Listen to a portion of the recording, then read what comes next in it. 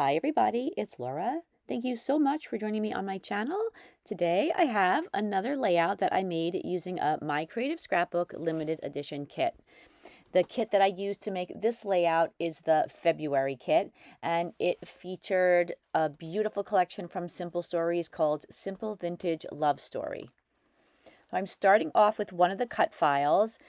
I'm taking you to the nitty-gritty of cut file work. I am removing the two cut files from the pad that I cut them on. The first thing that I took off the mat was the cut file with the inner cuts. This is the cut file that I'm going to back. And then I also cut out the same thing, but this time without the inner cuts. And I did that by releasing the compound path and then just pulling out all of those inner parts with my cursor. And the reason that I cut out another cut file that doesn't have the inner cuts is because I'm going to be stitching on my layout, and I find that it's very frustrating to try to stitch on a layout if there isn't some kind of backing, because otherwise the stitches will often pull through, and this makes the whole cut file a lot more sturdy and it's a lot more conducive to adding some stitching to. I'm backing the cut file with one of the pattern papers. It's a green wood grain paper. And so I have to cut out letters to go behind each of those letters. And there's two main different ways that this can be done. You can either use the cut file and trace on the inside of the cut file and then cut slightly outside of the pencil line that you drew. Or you can use the inner cuts that you normally discard as templates and trace around the outside of those, and then once again leave a little bit of extra space, a little border around the pencil line, so that you'll have something to glue down to the edge of the cut file. Then once I've cut out the letters, I double check to make sure that they fit correctly in the spaces that I'm gluing them, and then I use some gel glue and I attach them down. And I don't usually include this part of my process in my videos, so hopefully some of you will be interested in it. And if this is something you don't want to see, of course, you can fast forward. And this cut file, Love Every Moment, is one of the cut files that's available to my Creative Scrapbook subscribers. There are quite a few cut files on the website, and you have lots to choose from. You can pick one of the new ones, or you can use any of the old ones anytime that you want. And I make very good use of these cut files. I feel like I use them on a lot of layouts. Now the letters are dry, and I'm adding some glue to that second cut file that I didn't put the inner cuts in. I glue the backed cut file on top, and I try to be very, very careful about how I line up these two cut files. I try to make sure that everything is perfectly in line, because you only have one shot. When the glue dries, there's really nothing you could do if things aren't lined up. So I do tend to be careful to make sure that everything is as lined up as I can possibly get it. Now I'm going to be sewing on the cut file. I'm not going to show you too much of that, but I am going to show you a little bit of how I stitch the cut file. So the first step is to punch some holes. I have a little pad on my glass mat, and then I'm using a little Amy Tangerine poker tool, and this tool goes through both layers of paper, and I just eyeball where I think the stitches should go. They do come out pretty even on this layout. I don't do any measuring to figure out how far apart to make the holes. Years ago, I used to measure, and then I would put a little dot after I had measured, and then I would punch through the little dots. But because I've been doing it for so many years, I think that I just have kind of developed an eye for how far apart to make the stitching. I found that there are lots of great YouTube videos that show you exactly how to do different types of embroidery stitches. I use the back stitch. It's a very simple stitch, but of course it's not simple if you don't know it. I attempted to give directions on how you could do the back stitch, and then when I listened back to them, I thought this is just way too confusing. I tried to demonstrate on the video, so I slowed it down, but I think that if you're not familiar with the back stitch, it would be a really good idea to watch one of those videos where they are very specific and very clear on how you can do the back stitch. My video just didn't turn out to be as informative as I wanted it to be, but it is a very easy stitch to do, and it's a great way to start out stitching on cut files. I'll link one of those stitching videos in the description box. Something I like to do is take my needle and push it through the holes that I haven't put thread or embroidery floss through, and that helps to make them a little bit larger, and it makes the whole stitching process a little bit easier. Now I have cut out another shape using the same cut file. This time I not only didn't do the inner cuts, but I used the offset feature. And with that feature, you can create a mat. So you'll see in a few moments, this is just a little bit bigger than the cut file all the way around.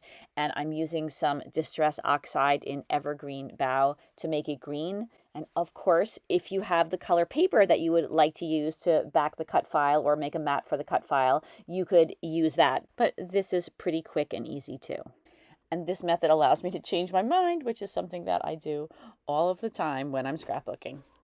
After I finish inking this mat, I try the cut file on top just to make sure that I have everything covered that I want to be covered with color. And now I'm using gel glue and covering the backs of all the letters with it. Because I have stitching on the back of the larger letters, I put a little bit more glue on those. It isn't a problem to glue embroidery floss to paper, but I think you just need a little bit more glue to do that. Now I put my cut file in place and then I press it down against the mat. So now, this might seem a little excessive, but I've cut out yet another cut file. And what I'm going to do with this one is cut out the words love and moment. And I'm going to add some modeling paste to those. I could do that right on the cut file, but this is a much neater way to do it. I don't have to worry that I'm going to get modeling paste on the stitching or on the pattern paper that I already have on my cut file. So I like to just cut out another cut file. So I do go through a lot of mats for my die cutting machine, but to me it's worth it. And I'm very lucky now that I have a die cutting machine that works so well. For years I had a machine that really gave me a lot of trouble. Sometimes it would work really well, and then others, the paper would be mangled. So now I have one that I can rely on to cut accurately each time. So it makes a big difference. I added some little modeling paste dots to both of those words using a stencil from a Colorful Life called Grunge Dots. This on its own doesn't make a huge impact, but I do like these little touches of texture. I think that everything kind of works together and adds to the interest of the layout. Now, finally, my cut file is all assembled and I'm ready to put it aside and allow it to dry while I work on the rest of the layout. So for the background of this layout, I'm using this beautiful paper that was included in the kit. This page isn't from the Simple Stories collection, but it coordinates really well, and I think that it has such a pretty look to it. So I wanted to add a little bit of texture to it. So I'm using a stencil that I really love. It's an older Finnabair stencil called Ornate Lace. I thought that this pattern went really well with the pattern paper. It looks like there's some netting and some lace in the background, and then this just adds another little bit of texture to it. I'm using a Nuvo spatula and some Liquitex modeling paste to make this pattern in the background. And I bought this spatula for myself from Amazon as a little bit of a treat because I saw some other scrapbookers that I admire using them on their layouts. And I like it a lot. It works really well, but I think that I could just use a metal palette knife and it works just as well. And that's just my opinion. Some people might really like that rubber spatula a lot better, but for me, a palette knife is really close. When I cut a cut file, I generally cut it fairly large. I like it to be the star of the layout other than my photos. So I know that the cut file is going to take up a large part of this background, so I want to make sure that at least some of this modeling paste is visible in the final layout. So I add the modeling paste all over the pattern paper. I add it around the edges and I put a little bit in the center. I just wanted to make sure that I covered the background really well. As far as stencils go, this is one of the bigger ones that I have, so I always try to be really careful not to smudge the modeling paste that I've already put down when putting down more modeling paste, and because the stencil is so large, I have more of a chance of smushing or smudging what's already down there, so I'm trying to just be cognizant of that. Here are a number of different embellishments that I'm planning on using on the layout. Some of them have been fussy cut out. The flowers and the kind of oddly shaped piece that's on the right hand side of the mat, those were fussy cut from some of the pattern papers. And then some of the other elements are chipboard pieces and die cut pieces. And I decided to switch things up a little bit. I usually use Distress ink and Vintage Photo, but for this layout, I decided to use some Distress Oxide in tea dye to ink the edges of all of these embellishments that I'm putting on the page. And these are the two photos that I'm going to be using. They measure approximately 2 3/4 by 3.5 inches, and then I mounted both of them on some white cardstock, and now I'm mounting them again on some small pieces of pattern paper that I cut to size. And now I'm distressing the edges in the way that you're not supposed to by using the blade of my scissors. Those scissors that I'm using have a red string on them, and the reason for that is that years and years ago when my kids were little, they used to always take my scissors, and I didn't have multiple pairs of scissors back then. And every time I went to scrapbook, I would be unable to find those scrapbooking scissors that I needed. So I put a red string on it, and I don't remember if I attached it down to anything or not, but that was supposed to deter people from taking it, and it made it a little bit easier to find them when somebody did take them. So nobody really messes with those scissors anymore because there are a lot of other pairs of scissors around the house, and also my kids are a little older and they just know not to touch my scrapbooking stuff. But I left that cord, that red cord, on there, and those are really old scissors. And even though I have another pair of scissors that are kind of broken that I designated as my distressing scissors, I tend to use those as well because I can find them with the red cord on them. And of course, you could always use a distressing tool, which I also have, but it's very small, a little bit harder to find. And then you could use the back of the blade of the scissors so that you're not dulling your blade as you're distressing things. But I keep doing the same thing over and over again. So I guess I just have to accept the fact that that's the way I like to distress my paper on my layouts. Now I'm adding some of the gorgeous dimensional flowers that were included in this kit. And the dimensional flowers are all super beautiful.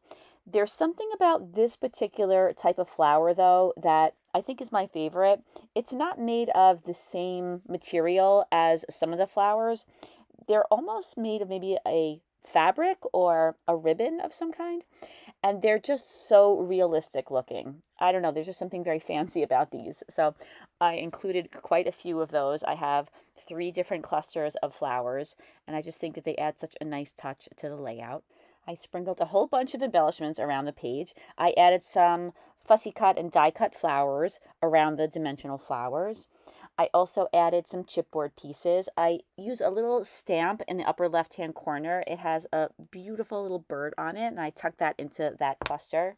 I also added another kind of mini cluster in the lower right-hand corner. I started with a chipboard piece. That's a stack of books, and then I tucked some fussy cut flowers behind that chipboard piece. And then I added a yellow butterfly to each of the 3 floral clusters. To attach the dimensional flowers to the layout, I like to use heavy matte gel medium. It's a very strong adhesive, and I find that it's perfect for embellishments like this. So I used a paintbrush to help spread that gel medium behind those flowers. And gel medium is also great for attaching things made of paper down to your layout. So I use it for a couple of paper embellishments on the page too. Often I'll add a couple of embellishments to the cut file. I don't want to cover it up. I don't want to go too crazy adding too many embellishments because I have quite a few embellishments in the clusters around the page.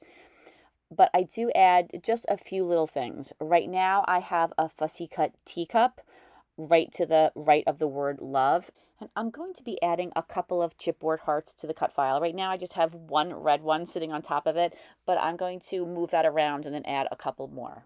2 of the yellow butterflies are made of paper, and the one on the bottom is made of chipboard.